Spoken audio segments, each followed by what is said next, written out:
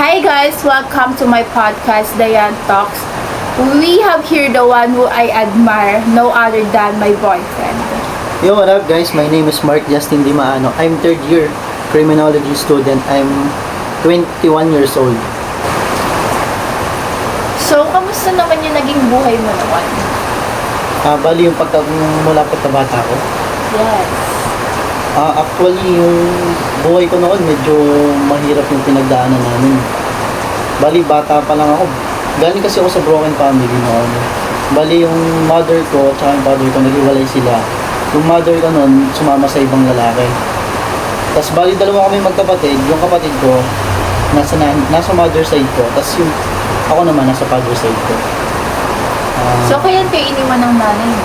Bali, 3 years old pa lang ako noon. Wala akong maalala nun about sa nanay ko nun. Tapos, bali yung father ko naman, simula nung iniwan siya ng mother ko, nabaliw siya sa alak, nalulong siya sa alak, bali, tapos ako, naiwan ako sa lola ko. Bali, yung lola ko nagpalaki sa akin until now. Pero yung father mo, nasaan Bali, siya?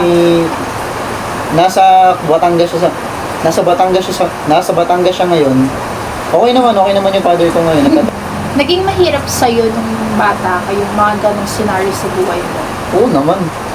Kahit naman sinong bata naiwan ng nanay niya. Nahihirapan talaga. Lalo na noon, tuwing umiiyak ako, naghahanap ako ng kalinga ng nanay ko. Pag may mga problema dumadating, siyempre, iba pa rin yung pakiramdam na may nanay kang mag-aaruga sa'yo at iinyan, di ba? Ano yung mga problema na kinakaharap mo nun na parang sobrang na-down ka? Marami. Kasi yung environment na kinalakihan ko nun sa amin, mahirap. Meron akong naging tiyuhin na abusado sa akin. Ultimo, maliit na pagkakamali ko, grabe niya na ako bubugin. Naranasan ko nun, 6 pa lang ng gabi. Kailangan nasa bahay na ako. Sa bahay namin, bawal ako mag-charge ng cellphone. Tapos, hindi ako iniiwanan ng pagkain. Pag umiiyak ako, sa labas ako pinapatulog. Alam mo yung mga ganung bagay. Pero anong naramdaman mo nun? Nagtatanim ka ng sama ng loob? Noon, nagtatanim ako ng sama ng loob sa kanila. Pero, when maturity hits you, parang may isip mo na lang na parang magiging party na lang yun ng buhay mo eh.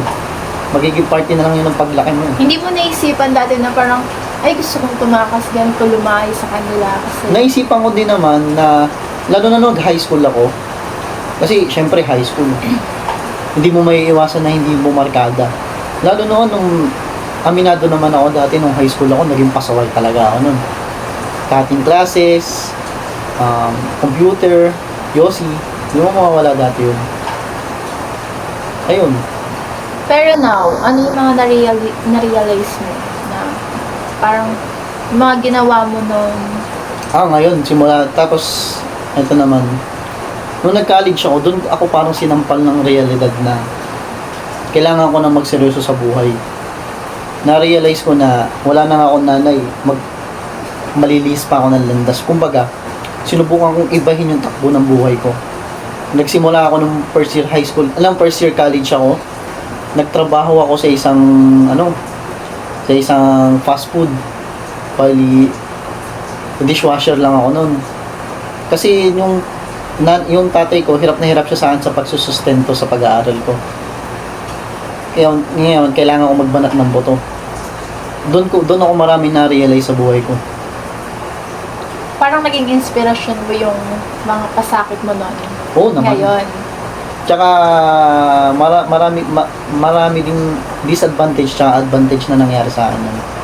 Ang advantage na nangyari sa akin nun, parang nakatulong yun na mas mapatatag yung pagkatao ko at kung sino ko ngayon. 5 years from now, makikita mo ba yung sarili mo na nagtatagumpay ka na? Matampay ka na? Depende kasi yan eh. Pwede natin masabi na, bali sa mentalidad ko ngayon, siguro masasabi ko magtatagumpay ako. Kasi, hindi ko naman iniisip na magda-down pa ako kasi kung maiisip ko yung buhay ko noon, parang nasabi ko ng malayo na ako, pero malayo pa. Kumbaga, wala namang imposible kung sasamahan natin ng pagsusumikap at pagtsatsaga, di ba? Lahat naman yan nakukuha sa pagtsatsaga. Pero kunyari, naging tagumpay ka 5 years from now, then gusto mong tumulong, tutulungan mo pa rin ba yung magulang mo, Oo naman, nanay mo? syempre. Kasi in the first place, hindi ka magiging kung sino ka kung wala sila. Kumbaga, Kahit ganun yung mga ginawa Oo niya naman. sa'yo. oo naman. Kasi in the end of the day, magulang mo pa rin sila. Kahit balik-balik ka rin mo naman yung mundo, magulang mo pa rin sila. Pero ngayon, may communication ka sa kanila. Bali ngayon, wala. Wala. Ano yung maipapayo mo sa mga kabataang nakakaranas din ng broken family? Siguro may papayo ko lang sa mga kagaya ko na nakakaranas din ng broken family is maging positive lang sa buhay. Huwag mong isipin yung mga taong nandadown sa'yo, tsaka huwag mong iisipan na kawawa ka lagi sa mundo.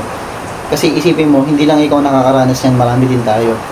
Pero kagaya ko, mas pinili kong ituwid yung buhay ko kaysa lumihis na landas. Kasi marami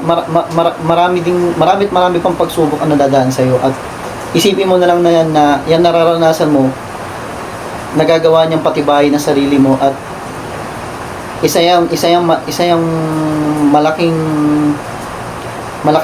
ang ambag niyan sa magiging pagkatao mo. At saka naniniwala ako na hindi porket broken family wala nang mangyayari sa iyo. Sikapin mo lang, bro, sikapin mo lang. Lahat tayo magtatagumpay dito. Bakit desidido kang magtagumpay sa buhay mo? Syempre, una-una para sa pamilya. Unang-una para sa lola ko, para sa magulang ko. Tsaka higit sa lahat para sa sarili ko. Kasi wala naman iba tayong kakampi sa mundong ito kundi sarili lang natin eh. Marami kang hindi mauunawaan, pero pagdating ng araw, mauunawaan mo kung bakit nangyayari sa mga bagay na ganun. Tsaka desidido ako sa buhay ko kasi mayabang ako eh. Gusto kong may mapatunayan talaga. Hindi, totoo yun, maging mayabang kayo. Pero yung pagiging mayabang nyo, dapat kaakibat nyo din yung pagsusumikap nyo. Kasi pangit kung mayabang ka lang, di ba? Kailangan, habang mayabang ka, pinagsisikapan mo. Huwag mong isipin lagi na huwag ka lagi magpapalamon sa lungkot, huwag ka lagi magpapalamon sa mga problema. Mas malakas ka dyan. Tandaan mo yan, mas malakas ka dyan. Maraming salamat sa pag-share mo ng kwento ng buhay mo at sa mensahe mo para sa kagaya mong kabataan. Wala yun.